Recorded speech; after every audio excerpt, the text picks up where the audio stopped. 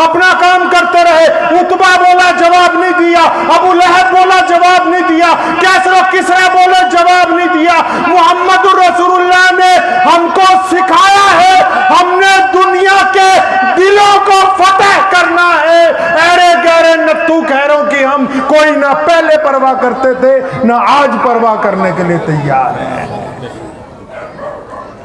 और हुजूर अकरम सल्लल्लाहु अलैहि वसल्लम के मानने वालों को एक बात बताना चाहता हूं, ये एजाज अगर दीन ने अपनी बहुत आला तालीमात से हमें दिलवाया है ना कि आज इस्लाम दुनिया की बहुत बड़ी, इस्लाम दुनिया की सबसे बड़े मज़ाहिब में एक है, तो इसमें हमारे दुश्मनों की भी हिस्सेदारी है। इस्लाम की फितरत में कुदरत ने लचक दी है, ये उतना ही उभरेगा कि जितना कि दबाओगे।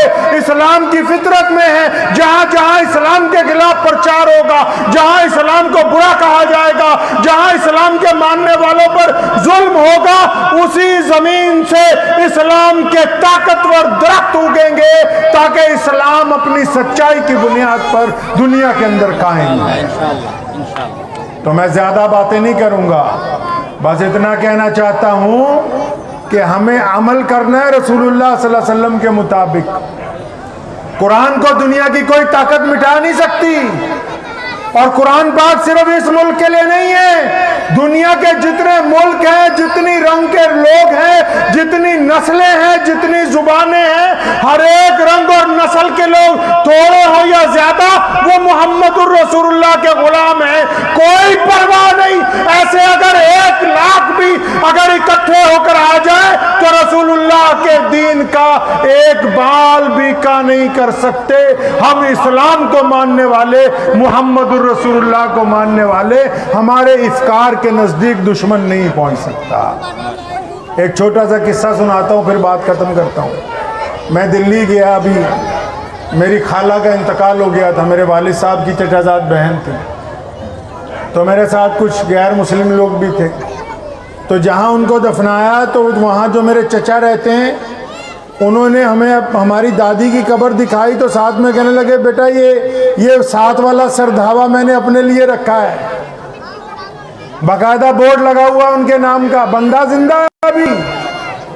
मैं उनको बताना चाहता हूं जो इस्लाम के खिलाफ सोचते हैं, मोहम्मदुर रसूलुल्लाह के दीवाने वो हैं जो अपनी जिंदगी में अपनी कब्र की जगह मुंतखब करते हैं। और कहा था किसी ने कि फना फिल्लाह की मजहर में बका का राज मुज़मिर है, जिन्हें मरना नहीं आता उन्हें जीना नहीं आता। तो खैर वक्त भी हो गया है। मौलाना आस मोहम्मद साहब जब मैं आया तो मुझे कहने लगे, मौलाना पहले आप बोल लें। तो मुझे महमूद प्रधान जी ने बताया कि मौलवी साहब बुलाए भी, मायापुरी वालों को ज़रा झाड़ के हल्का करेंगे थोड़ा। तो मैंने मौलाना को कहा, मैंने कहा अगर मुझे पहले बुलवाओगे, यहाँ से खिसका दोगे तो आधी असामियाँ निकल लेंगी। तो मैं कहा मुझे भाई बिठा के रखो आप। तो अल्लाह इनको बहुत जज़ाए खैर अता फरमाए। दीन के लिए मांगना कोई आसान काम नहीं है, ये बहुत बड़ी बात है। मोहम्मद रसूलुल्लाह ने चंदा मांगा। और मौलाना आप लुधियाना में आए हैं, घरचे इन मुसलमानों का पीछे से ताल्लुक कहीं हो, आज इस शहर के मुसलमान, नौजवान हो, बड़े हो, बच्चे हो, बूढ़े हो, मेरी माएँ हो, बहनें हो, आप तो अभी एक दफा दिल लगी कर रहे थे, आप जब भी आवाज मारेंगे हम अपनी धन दौलत के साथ अपनी जाने कुरान के लिए कुर्बान कर देंगे, पीछे हटने वाले। मौलाना आस मोहम्मद जैसा एक मौलवी तकरीर कर रहा था। अब वो तकरीर करते करते उसने, हम जैसे भोले मुसलमान बैठे हुए थे, कहने लगा अल्लाह ने रिज़्क़ का वादा किया है, कुछ करो ना करो रोटी मिलेगी। अब कोई हम जैसा था, कम पढ़ा लिखा, घर गया, अम्मा को कहने लगा भाई आज से खेत नहीं जाने का, मैं आज से जंगल नहीं जाता। मौलाना आस मोहम्मद ने कह दिया कि भाई जो अल्लाह ने रोजी का वादा कर रखा, आज से कुछ काम नहीं होगा।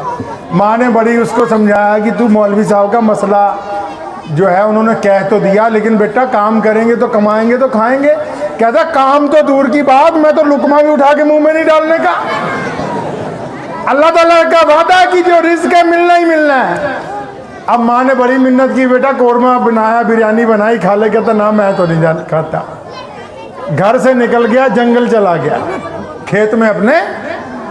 अब वो पीछे पीछे अम्मा जो है 15-20 पराठे बनाए, कोरमा बनाया कि बच्चा सुबह से भूखा है और इस पे दीवानगी तारी होगी भी, अल्लाह ही खिलाएगा तो खाऊंगा, ऐसे नहीं खाने का मैं। अब वो जंगल में गई तो बैठा हुआ दरख्त के नीचे, अम्मा ने बड़ी मिन्नत की कि बेटा खा ले। कहता कुछ हो जाए, मौलवी यास मोहम्मद ने कह दिया कि अल्लाह ही खिलाए, हम तो आज से टेंशन फ्री हैं, हम नहीं खाते अपने हाथ से भी। अब माँ ने बड़ी मिन्नत की, वो 1 घंटा लगी रही, वो तो घर वापस चली गई। अब ये वहाँ लेट गया, खुशबू भी आ रही खाने की, अब परेशान है क्या करे, लेकिन फिर भी यकीन पक्का है कि अल्लाह ताला खिलाएंगे तो मैं खाऊंगा, नहीं तो खाता नहीं। इतनी देर में जंगल में 20-25 डाकू गुजरे जो लोगों की गाय भैंस खोल ले। अब उन्होंने जब उनको खुशबू आई खाने की, वो तो आए, वहाँ देखा कि एक लड़का सो रहा और बेहतरीन पराठे और कोरमा रखा। तो जब उन्होंने कहा खाना रखा, खा लेते हैं, तो बड़े डाकू ने कहा माँ हो सकता है ये पुलिस का मुखबर हो। अब पुलिस से बात आगे लगी, मौलाना पहले तो हमारी पुलिस को दरोगा बना रहे थे 5000 रुपये वाला।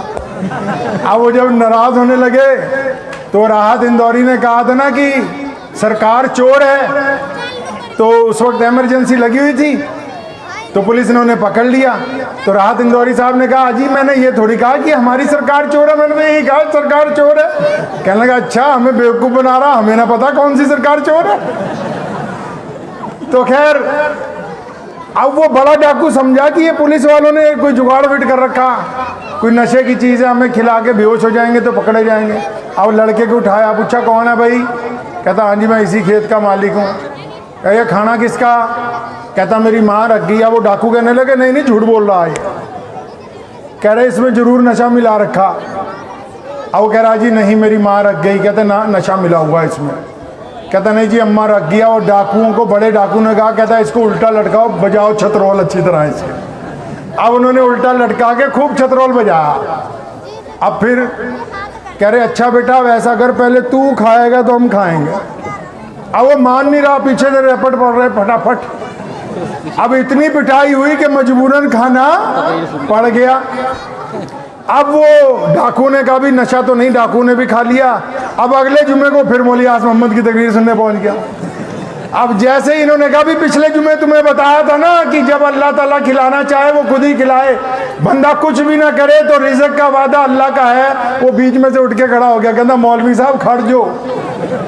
कहते क्या बात हो गई भाई? कहते मसला दसिया करो तो पूरा दसिया करो, तुसी ये तो क्या नहीं जो नहीं खावांगे तो कुट कुट के खिलाऊगा।